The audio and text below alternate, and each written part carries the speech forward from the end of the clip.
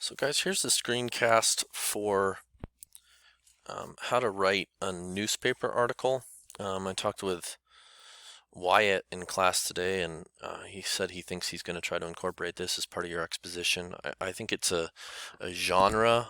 It adds to the type of genres that you can have in your story. It's an interesting genre that really can add some dimension to your story if you can figure out how to use it. And a lot of times it works well as an exposition or potentially as a denouement where you're trying to like wrap something up. And so kind of here's how it goes. When I typically teach this, I use a couple of these examples from The Onion back in the day. It's a sarcastic fake newspaper, but what we have here is this is an older one from 2014. Police say conditions are too nippy to rescue the missing hiker. And what you're going to see here is the first thing with most newspaper articles is there's going to be like some large font attention grabbing headline. So you want to have a headline that's going to get the reader's attention, something along the lines of this. You might have a date. This is an online article, so it has a time connected to. Typically, you don't see that in a real newspaper, but you're going to have the date. And then as you scroll down, you're probably going to see a picture. Having a picture is an important piece of this. And so having a photo that you find online or whatever that you think plays with your story, that's fantastic. What you're next going to find then is this is called the byline, where it says Vail, Colorado with the big long M dash. That's called the byline, and you're going to find that with most every newspaper article. This is like the location that the article is taking place or that it's relevant, because a lot of times the article would be published in a larger nationwide newspaper or whatever. And then you actually have the article, which typically when you're dealing with a newspaper article, you've got names, you've got evidence that's provided in the form of quotes a lot of the time. You've got experts that are giving these quotes or people that are relevant. So again, all of this is going to be like creative in light of your story. And typically it's going to read something like this: noting that there was definitely a chill in the air, law enforcement officials confirmed Thursday that conditions were too nippy to continue search and rescue operations for Kyle Higgins, a 27-year-old hiker who's been missing for 2 days.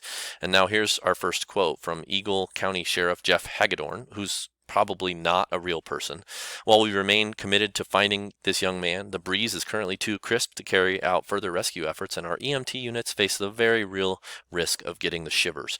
And you can tell this is meant to make us laugh, but it's given by an Eagle County Sheriff, Jeff Hagedorn, who confirmed reports that you could see your breath outside, prompting him to suspend the search for 24 hours. Unfortunately, he continues, even with the precautions of bundling up in pullovers or wool mittens, we don't have the layering necessary to keep sufficiently toasty right now. It's just too darn brisk out there.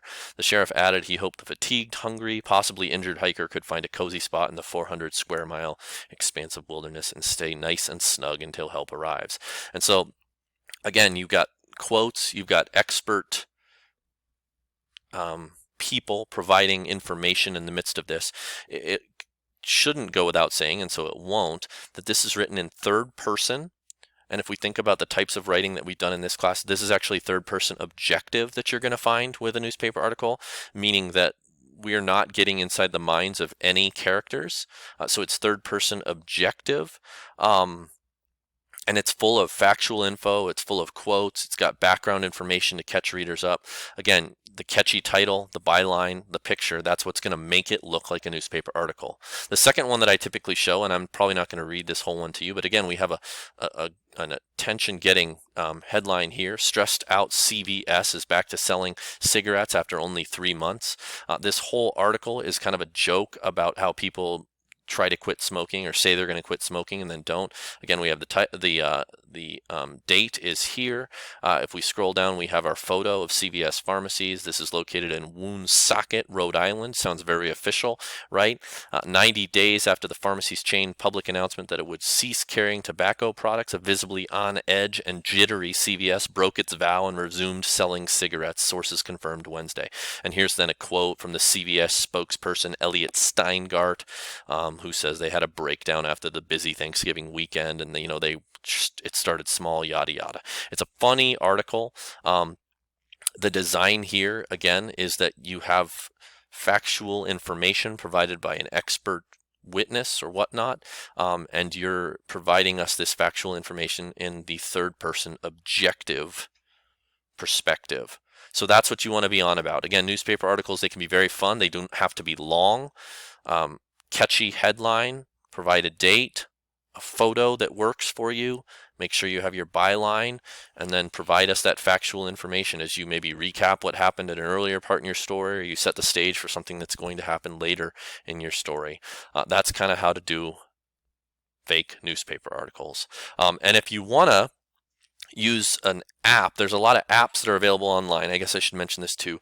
Read Write Think has one, but you can find a bunch of different apps. If you just Google like create newspaper articles, they're all over anymore. And they allow you basically just to like put your text straight into a document that looks very much like a newspaper article. But again, if you do that, that's where you're making not only an interesting genre a part of your project, but you've also then got one of your artifacts. If you have any questions, we can talk about it on Monday. Otherwise, happy writing, guys. Thanks for your time.